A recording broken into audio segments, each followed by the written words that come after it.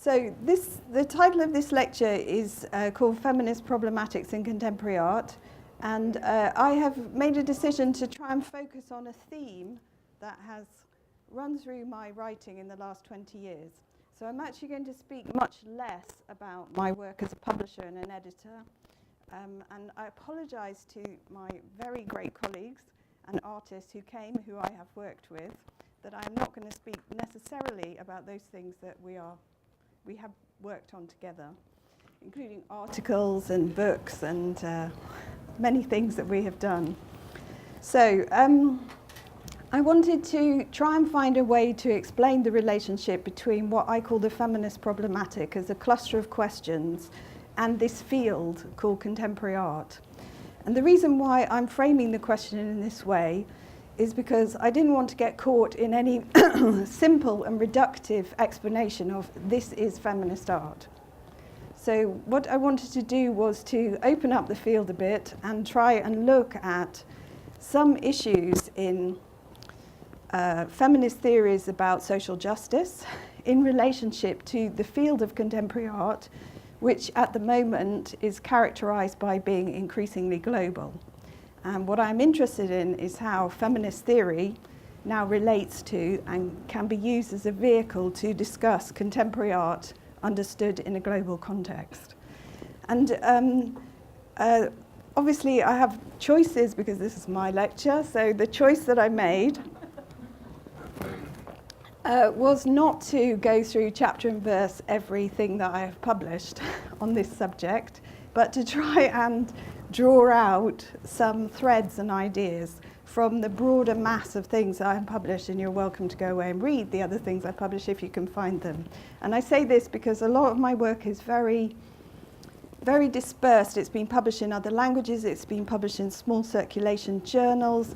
I realized that one of my privileges as being a kind of expert in the field is I'm often asked to do things first. So I was the first feminist contribution to a magazine which is still going called Bastard. I was, the first contributor to, X, Y, and Z, and that's what often happens. And so it's kind of, you kind of get lost in the melee of what comes after, but there are quite a few of these kind of little incidents I could talk about. So the first problem that I wanted to deal with is that I wanted to try and emphasize, this is why it's got this odd title, Feminist Problematics. I wanted to emphasize that feminism isn't a single narrative. It's not a noun or a singular position within a field. It is itself a contested field in which there are a multiplicity of viewpoints which are constantly being contested and fought about and kind of reassembled in different formats. And first I want to explain that I am going to show some images, but I have deliberately chosen to show an excess of images, because that is the other point that I want to stress, is that women artists' work has been minoritized. It's been turned into a minority subject when it is not a minority subject in the field.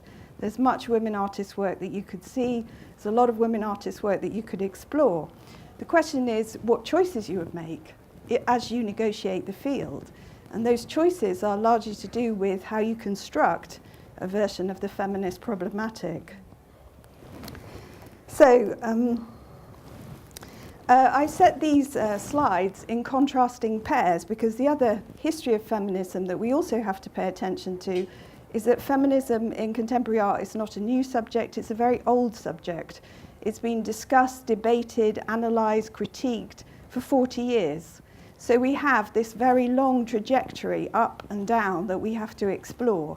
We have backlashes, we have clashes of opinion, we have emphases within this tradition. So we're not talking about a singular trajectory, and we're not talking about a singular group of questions. So the first problem that I have is as soon as I open my mouth about this subject, feminism, I am faced with the problem that, on the one hand, feminism is ever present in political debates. It's a visual, it's a fundamental part of how we talk about things. And it's made to seem highly relevant, politically engaged in every question. We always talk about what men are doing, what women are doing, and we contrast these two groups regularly. But it's also seen, and this is the first problem, it's seen as extremely relevant in fine art for how women look, appear, and are seen. And it's seen to be a question which lies on the surface of the body, a surface of how women are seen. And on the other hand, it's a subject which is made to completely disappear from view when we decide to pick a hard subject like economics or war or parliamentary politics. So we are both visible around certain questions, excessively visible about certain questions, and made to seem irrelevant to particular agendas in mainstream politics. So this dual face is also part of the problem of speaking about feminism in contemporary art today. So I chose a cipher. You need a cipher. Whoops, so this is my cipher. This is how feminism is made to seem ever-present and invisible at the same time. This is Cindy Sherman from both 1978 and 1990. I went through a phase of looking at how people were teaching feminism, and all I could find was the endless mention of Cindy Sherman. Cindy Sherman, Cindy Sherman, Cindy Sherman. So she is made to seem as this cipher for the surface appearance of women, the masquerade of women, the overdressing of women, the way that women play only with their appearance. There's no substance, there's no social and political message. It's again just the visuality of women.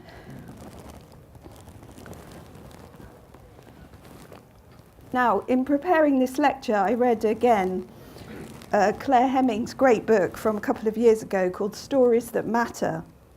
And she provided me with some very salutary suggestions in thinking how we could speak about feminism today. Her analysis is about the narratives within feminist theory, which she identified in terms of three dominant stories. One is a story about progress. This is the advance of women endlessly through the 20th century into the 21st century. The second is a story about loss. There was a women's liberation movement, we lost it, and now we have to return to it or recover something. And then there are stories about return, and these stories about return are about the negotiation of how we should recover this lost sense of the 70s. Now, I find this theory quite provocative and useful. It's a framing device. I like framing things in threes. You know, it seems a natural order to me. We should get rid of binary thinking, so we should start thinking about everything in threes. So it's not either or, it's both and. Okay, so this is how my lecture then goes on. So we're thinking about both and, okay, to get in the sense of multiplicity. Now, at the end of this book, she starts talking about who is the hero of these feminist tales that she's been examining. And she examines these tales by a very, very careful and close reading of feminist texts in feminist journals. Obviously, this is a great interest to me as I publish a journal, so obviously I'm reflecting all the time is, do I reinforce these narratives in what I've chosen to publish? And she asked this question, who is the feminist hero? So, then I thought of, well, who could the feminist hero be? So this is a joke about Ori Asheri's performance heroism, which is her shaving her head and then sticking all kinds of artificial hair all over her body. But this is actually a copy, a bounce back to Eleanor Antin's performance, The King, from 1972. And in this performance, Eleanor Antin dresses as her alter ego. She wants to see what it's like to be king for the day. So it's the kind of projected fantasy about women gaining control in the world. Now, I thought, okay, I'm putting these forward as ironic heroes. They're not really the hero of my story, but I'm putting them forward as this is usually how another version of feminism, which circulates in popular culture, is endlessly repeated to us, which is women want to be just like men. Okay, so this is the kind of analogy of this performance tale. These women do not want to be like men. They are performing the role. Okay. And then I thought, well, I will contrast that with who I really think my heroes are. And the heroes that I have are female feminist artists. Those are my heroes. Without their work, I wouldn't be an art critic. So my heroes are the heroines, who are the female feminist artists that I choose to write about or work with or present their work in the journal. But these people are not the same. It's not a singular person. It's a multiplicity of heroines simultaneously in the female feminist subject. And the female feminist subject is, and I just thought up some examples, the 25-year-old woman artist from Vietnam, the 50-year-old Indonesian who now lives in Australia, the 70-year-old who lives in New York, or the 40-year-old Russian woman who lives in Paris. Okay, these are the heroines of my story. And this heroine is both literal and metaphysical. So the story that I want to tell is not about a triumphant tale of feminism. It's not a story of progress. It's a very fractured narrative. It's disjunctive. It doesn't cohere. There are many different contested parties within this. There are other ways of thinking about this subject. And I'm putting forward a tale which is not about a return to a past moment. I'm not recovering the 70s.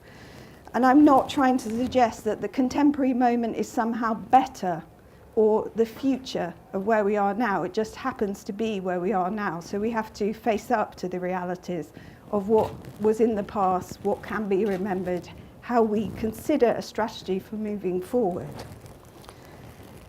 Now, I have taken on the very difficult task, and I'm not sure I'm wholly successful in this, of trying to combine this idea with Nancy Fraser's arguments about redistribution and recognition, as well as representation in theories of social justice. Now, I chose this very difficult route because of the research I've been doing about theories of globalization, and I wanted to try and find some intersection between debates about globalization and the position of the women artist. But I also wanted to find a new way of speaking about feminism. I wanted to find another way of telling this tale of 40 years of feminism, which actually opens it up to the very real global dynamic that we have today. And so this is what I'm trying to focus on. Now, Fraser begins her analysis by talking about what she describes as the Keynesian Westphalian political discourse of 1945 to 1970. And she talks about the ways in which the nation state is at the center of this discourse. Now, if we think about contemporary art in its modern and postmodern phases, the nation state is at the center of this discourse. The nation state is how we organize group exhibitions. It's how we link things. It's only really since the 70s that there has been an increasing volume of international and global dynamics put into place in contemporary art. So regardless of exchanges between artists, which we know took place between Japan and America in the 1950s, or between England and Africa in the 1950s, regardless of these actual global dynamics, what I'm trying to talk about is the mainstream discourse through which exhibitions are organized in museums of modern art and contemporary art today. Now, Fraser's point is that the women's liberation movement emerged as a critique of the Keynesian Westphalian framework. And it's a critique because although women had gained full social and economic and largely legal rights before 1970 across Europe, what had not happened was the recognition of their civil and social rights. And the feminist movement emerges as this enormous wave of protest, but it's not the only wave of protest in that moment of social and civil rights, and the failure of the promise that seems to be embedded in this Keynesian Westphalian framework. Now, this is another way to think about claims for political justice within feminism. I find it quite attractive. It also relates very closely to my long-standing admiration for Fraser, which I started, her work, which I started to read in the early 1990s when I was writing my PhD. And I was very interested in finding feminists who were writing critical accounts of Foucault. And she was one of the people who really caught my attention, which is why I've kind of followed her logic through and why I'm quite interested in her reading of Foucault.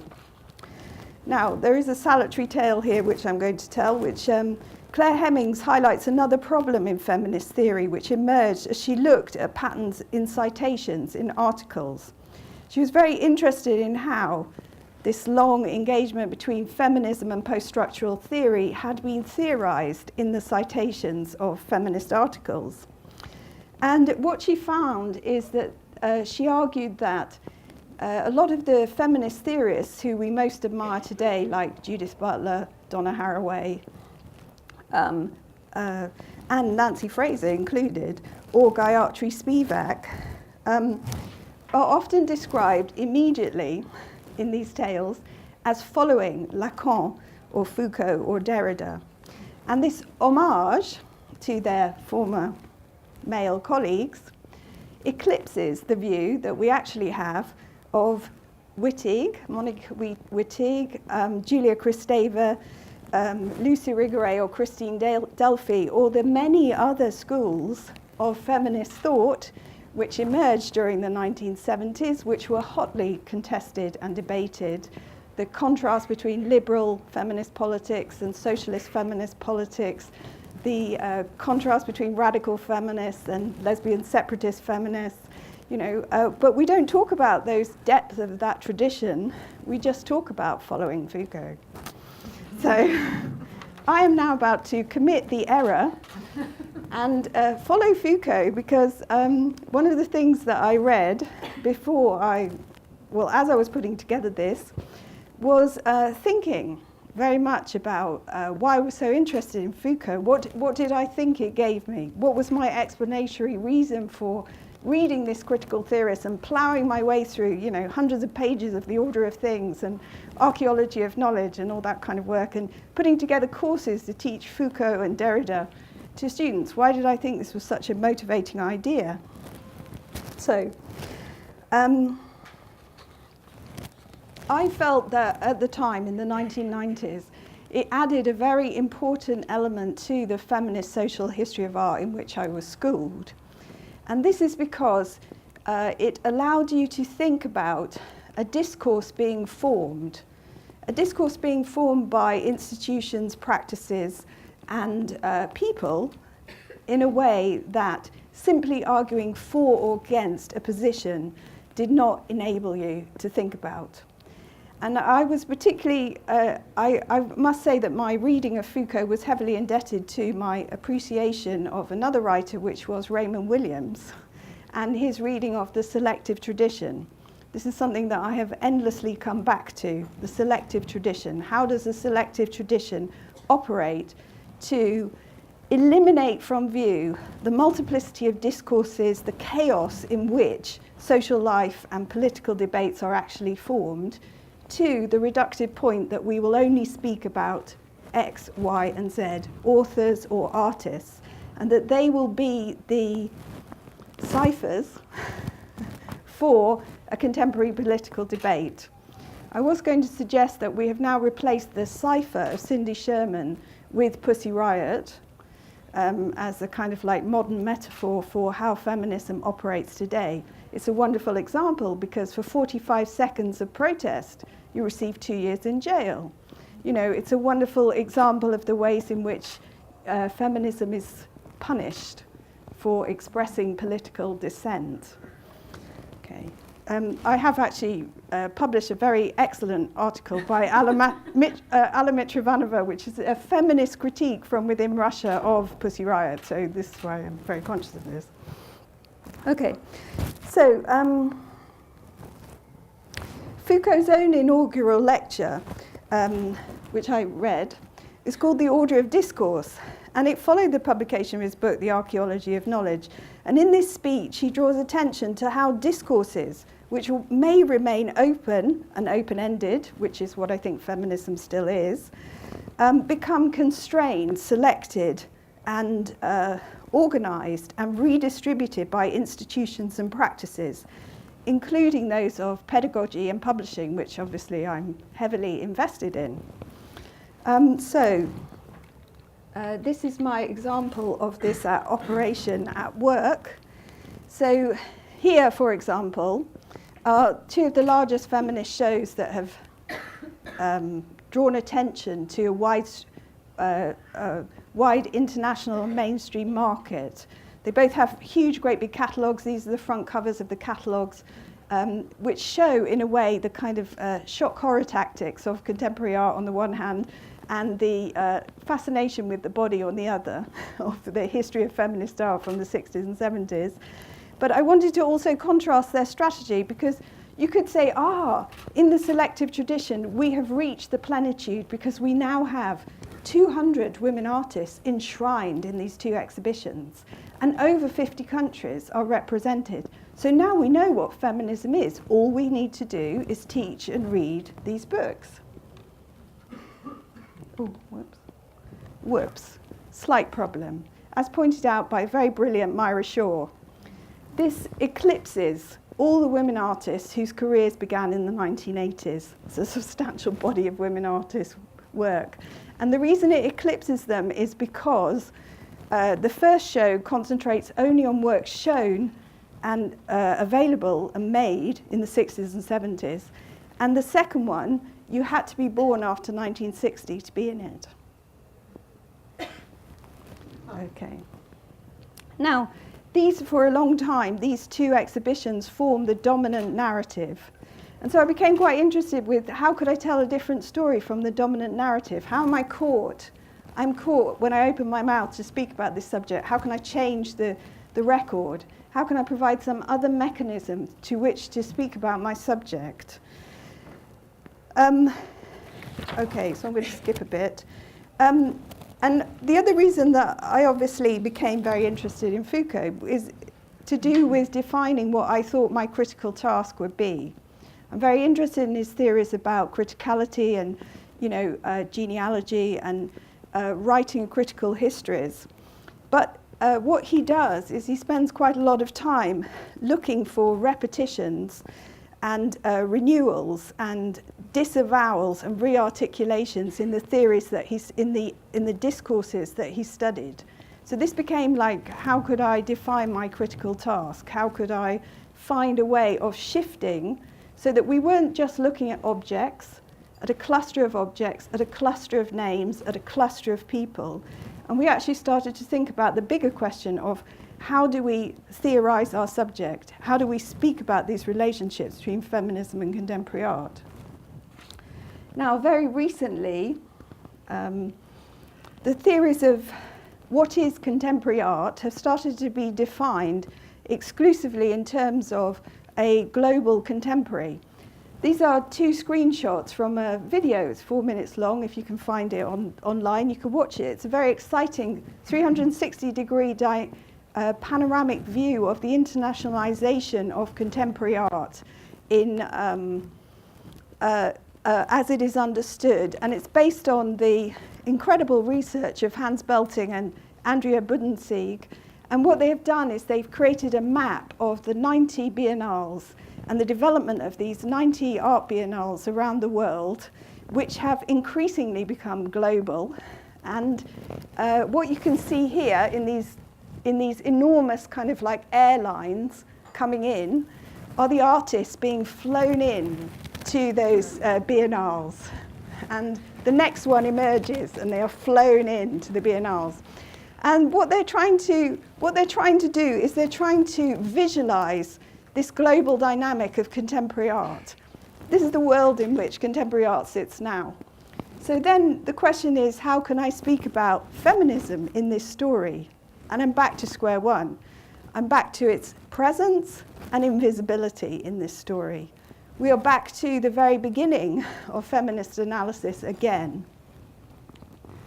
So one of the crystallizing points of this new theory is the moment of 1989.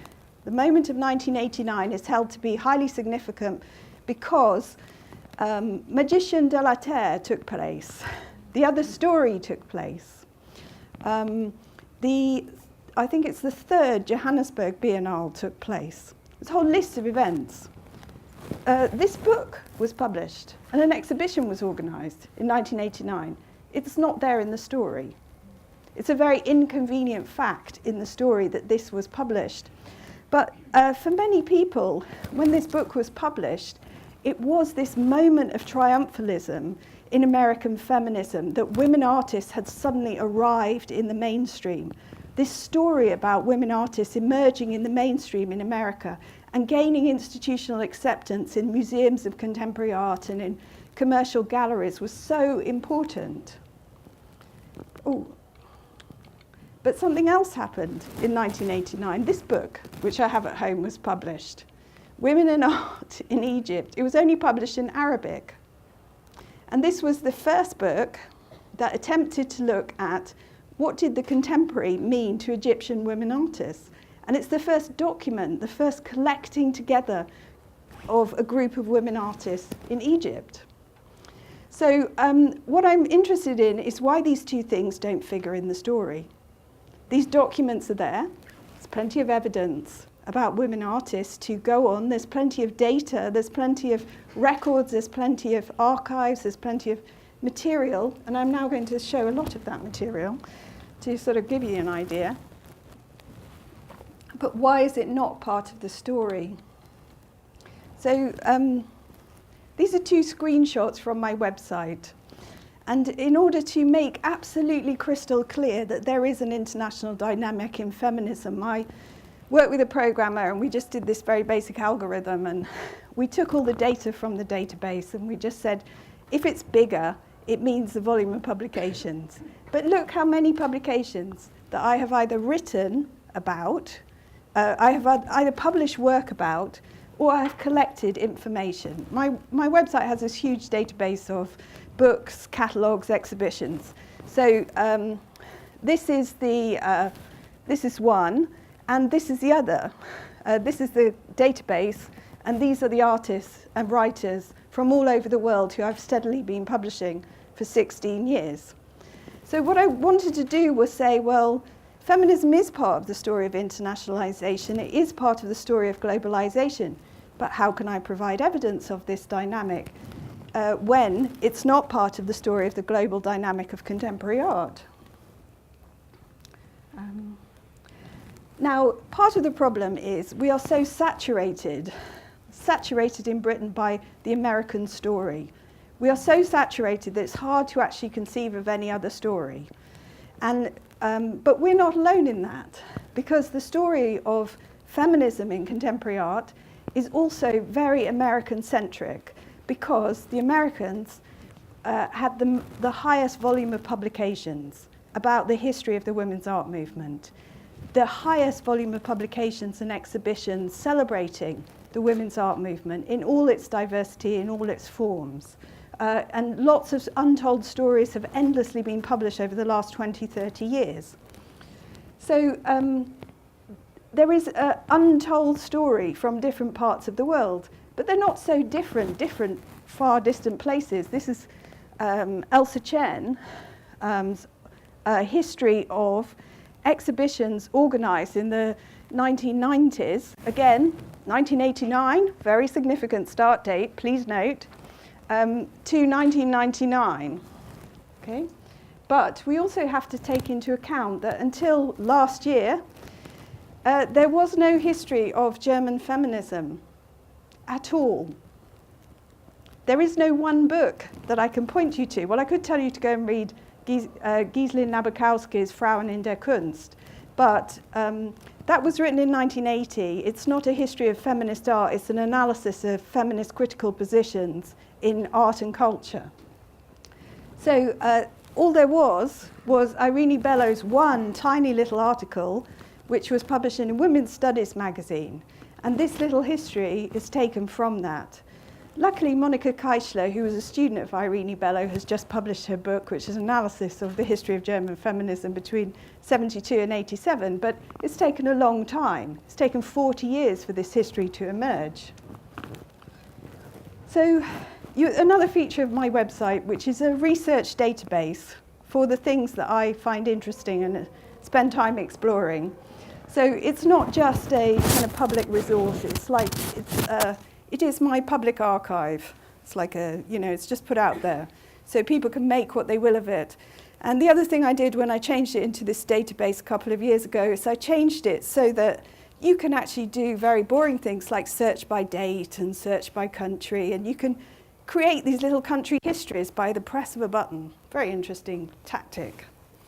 So I decided that we have to get away from the Westphalian model.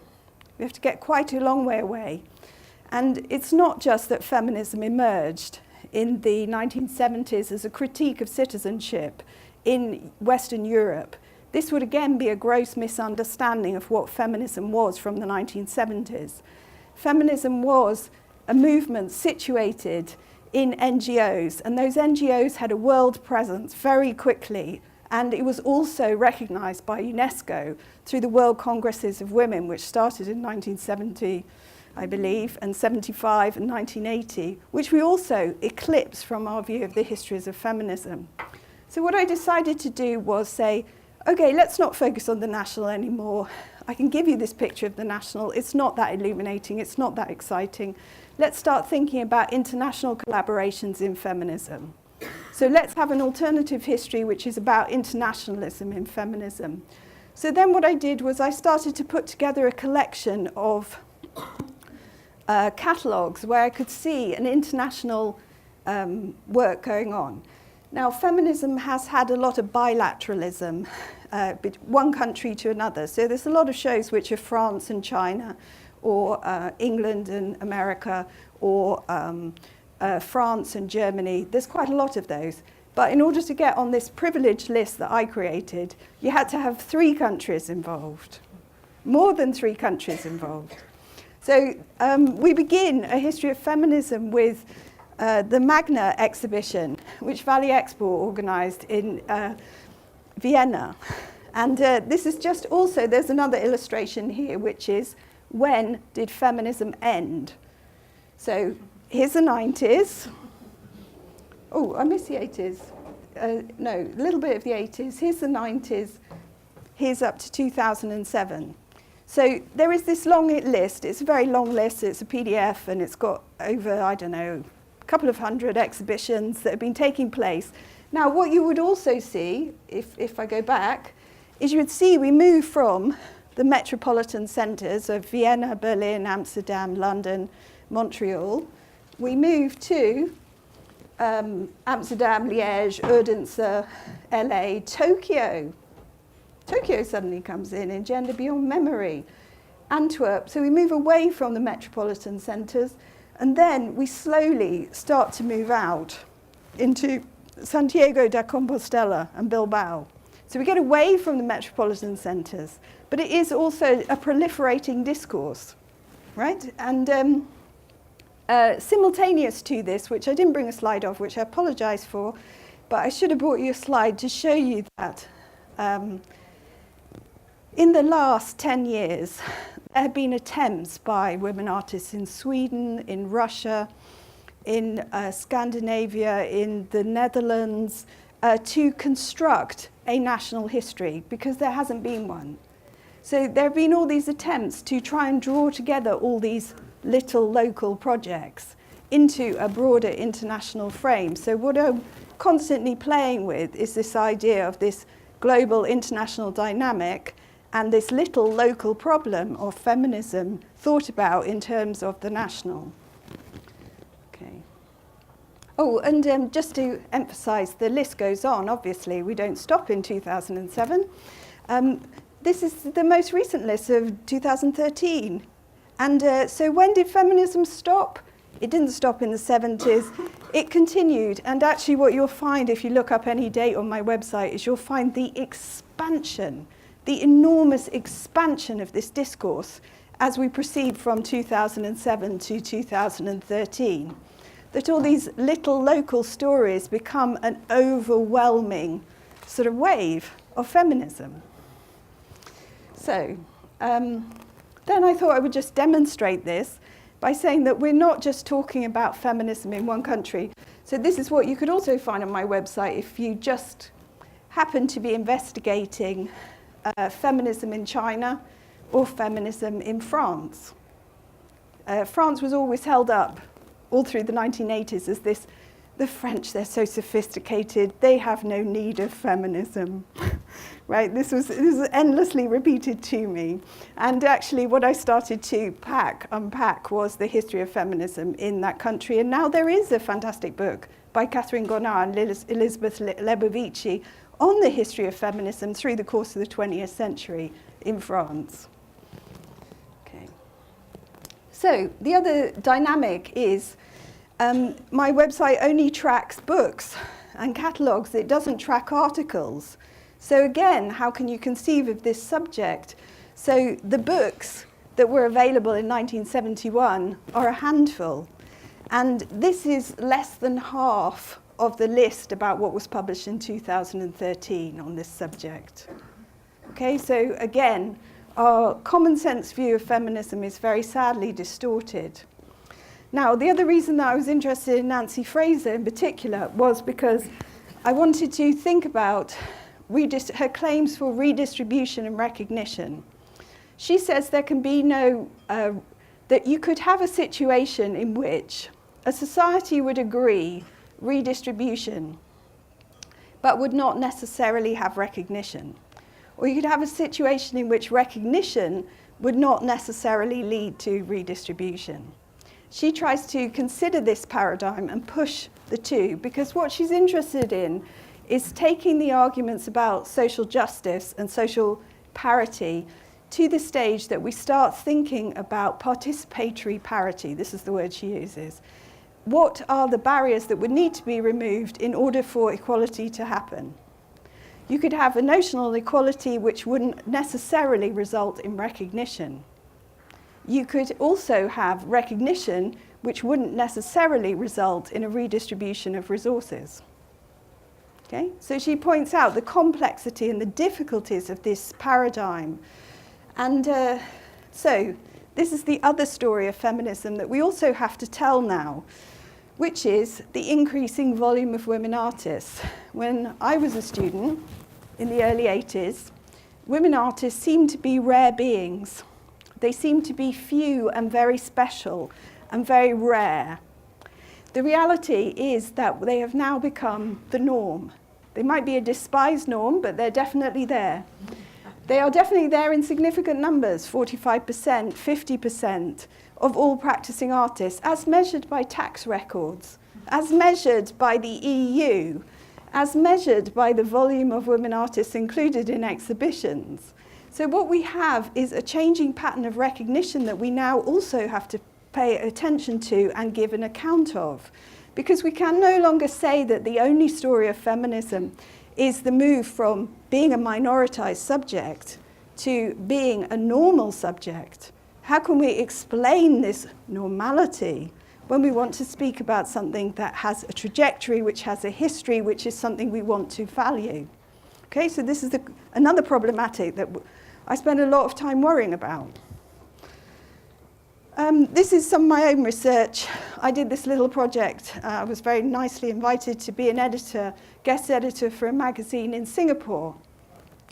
The editor, Carla Biampon, she invited me because she wanted, after publishing her book on the history of women artists in Indonesia, she wanted to do more in the magazine to profile feminism. So she invited me to be the guest editor and to put together a pan-Asian view of women artists from across the Asian subcontinent. She didn't want to represent Indonesia, which she knew well. She wanted us to find experts in many countries to speak about a pan-Asian dynamic in contemporary art. And my contribution was I did a survey of Asian art biennales, and I tried to work out the dynamics of Asian art biennales and compare those to those in Europe, one of the big hang-ups of Asia is that it will be a copy of the West. What does it mean to be a copy of the West?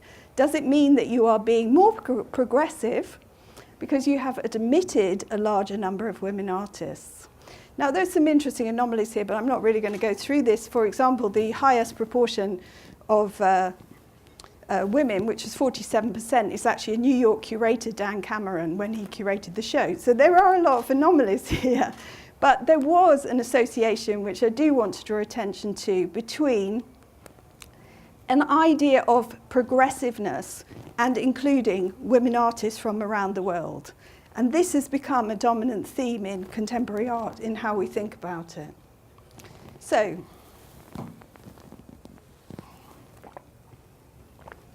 this is a slide I put together when I spoke at Documenta in 2007.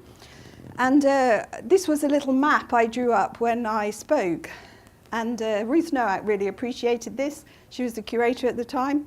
And basically it shows this shift in dynamics from the woman artist as the rare being, when Documenta was first started in 1945, to Ruth Nowak's 46% in Documenta 12. She's very proud of this as having the highest proportion of women artists in Documenta ever.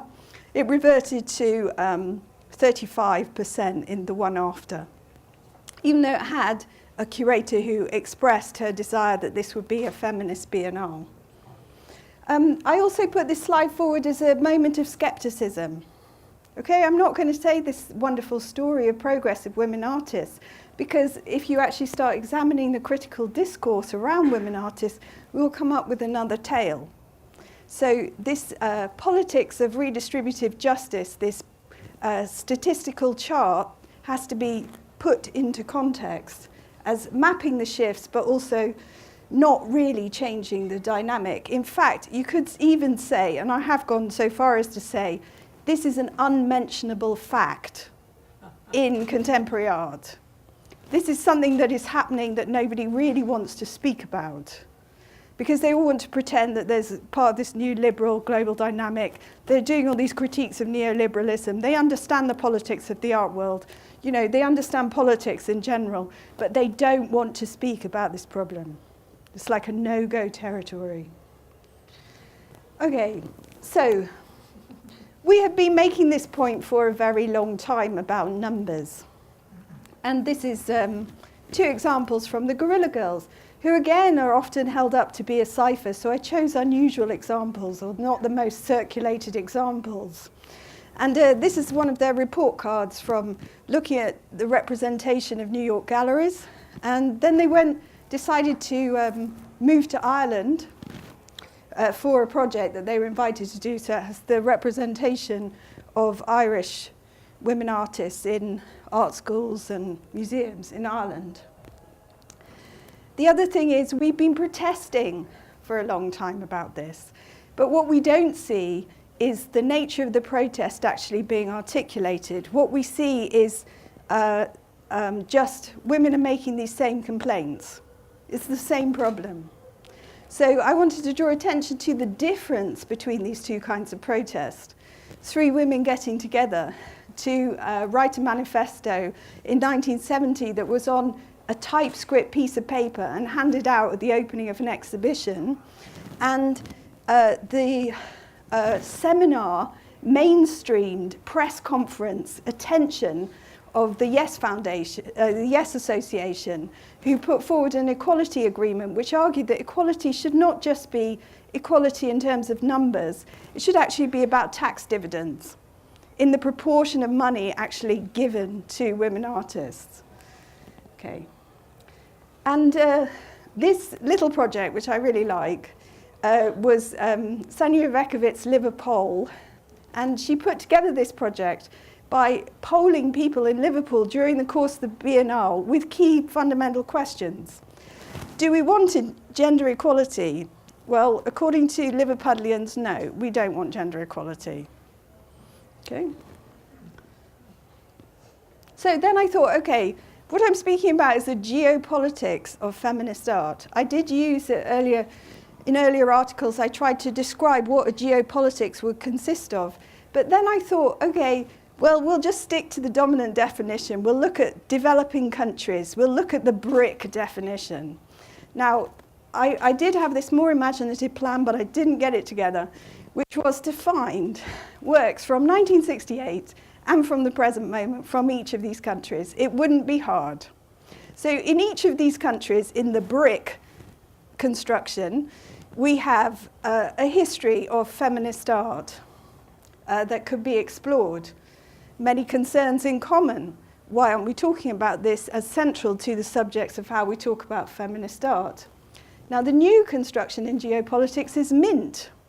And equally under MINT, I could find plenty of very good examples of women artists' practice.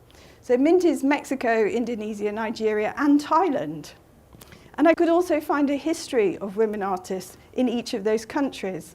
So the fact is, we're not just dealing with the impression that feminism is a Western Anglo-American dynamic. Feminism is happening in developing countries all around the world and has been happening in developing countries in the field of visual arts for a long time.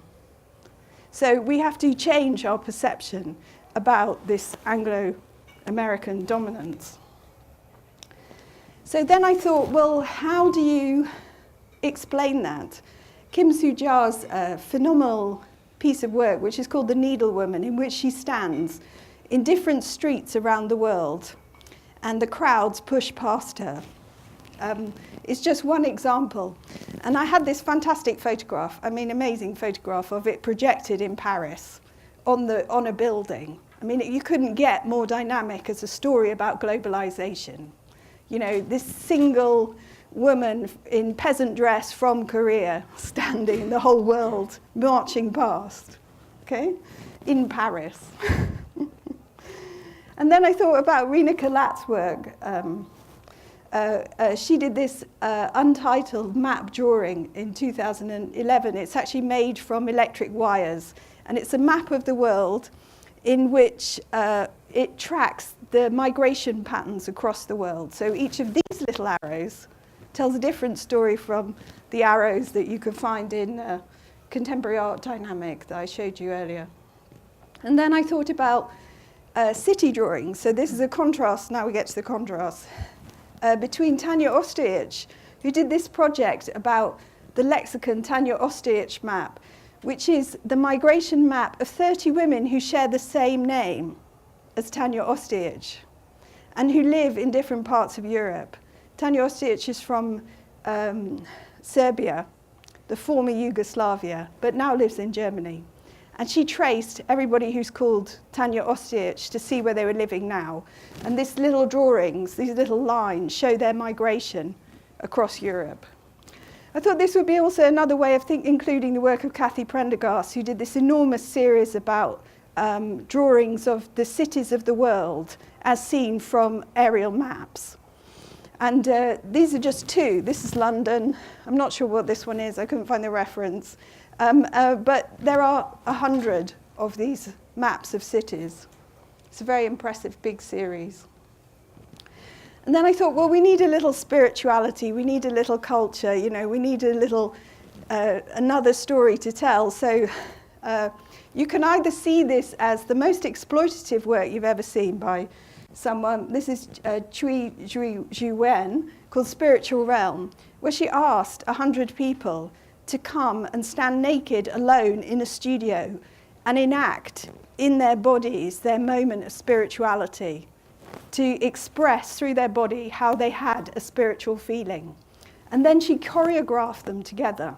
And they have this wonderful effect. They look like a sort of 17th or 18th century realist painting, but they're actually completely artificial, completely artificially constructed. There is no, apart from the original footage, there is nothing which links these people in the same space.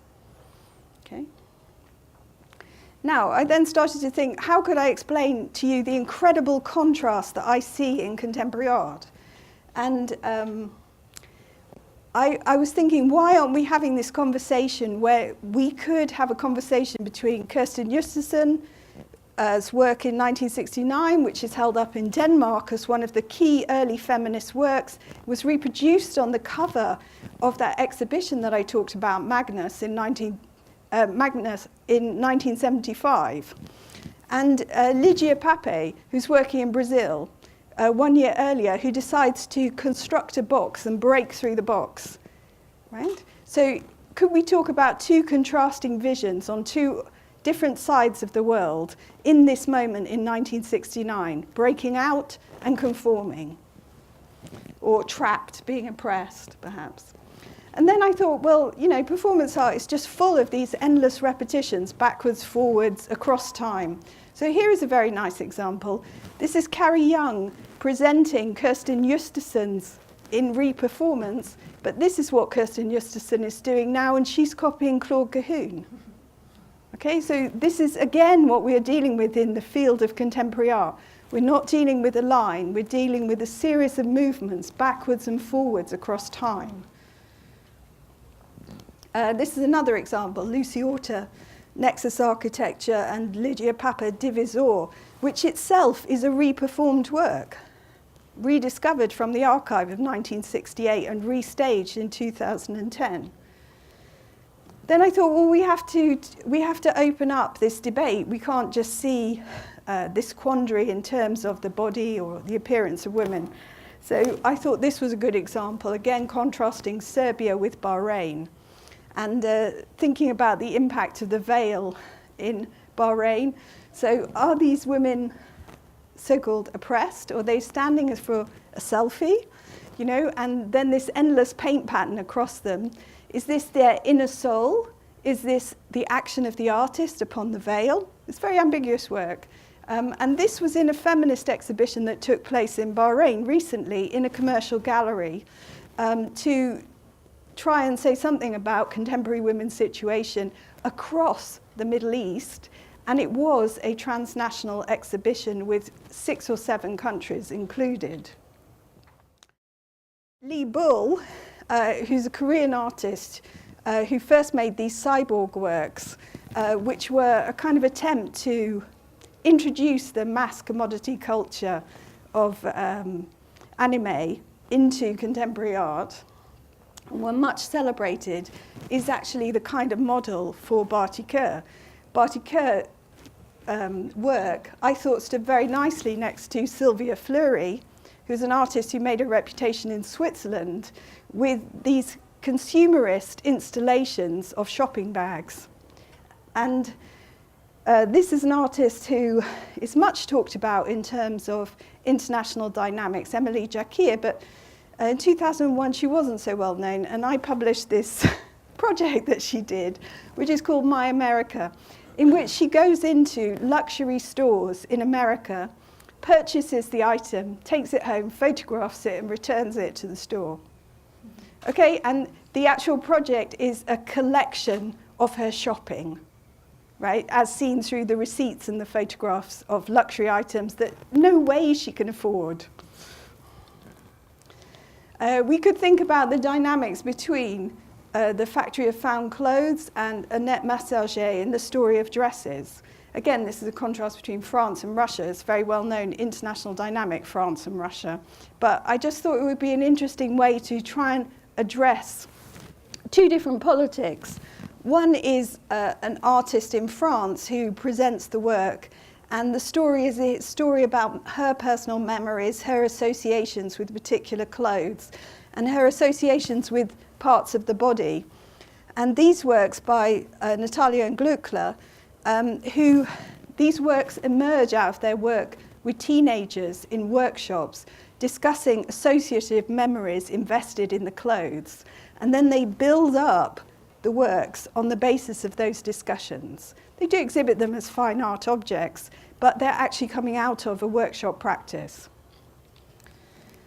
The history gets more confused here when you start to think about Merle Lederman Euclid's very well-known washing of the museum environment as a form of feminist protest from 1973. But I had the privilege of seeing Maya Bajovic's performance, Women at Work, washing up. You had to take all your clothes off to see the performance. You're only allowed to go and see the performance if you're a woman. And in this performance, they are washing slogans from Tito, former Yugoslavia, until they fall apart in gravel and water in the center of an imam.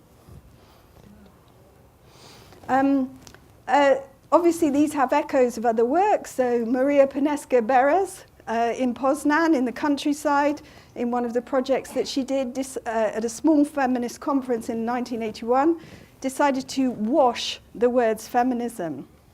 So she is washing the letters. They do actually spell feminism as you go round.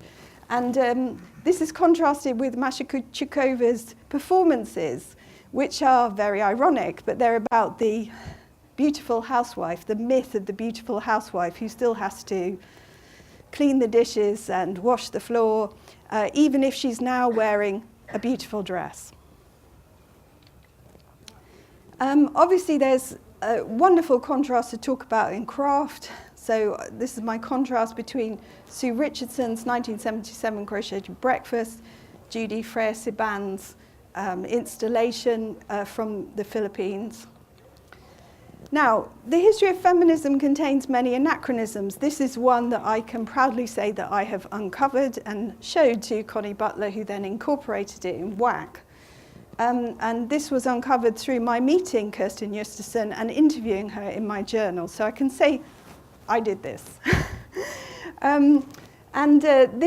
These are photographs of the installation that they produced in 1970. Now, anyone who knows the history of feminist art will remember that the Woman House Project in 1972 is held to be the big collective experiment of women coming together to form an installation together. How can we explain that this predates it by 2 years? Again, we can only explain it by reference to the volume of literature about the Woman House compared to 1, possibly 2 articles and a few mentions in books of this work. And, you know, that history hasn't yet been turned around to actually fully acknowledge all the work that has happened in Europe. This is the Woman House Project, just to give you an example. I'm so pleased that Pam Skelton came here because I had the opportunity to publish this work, which I set against in my magazine. I invited Biljana Kasic, who is the director of the Women's Studies Centre in Zagreb, to contribute an article about home and concepts of home.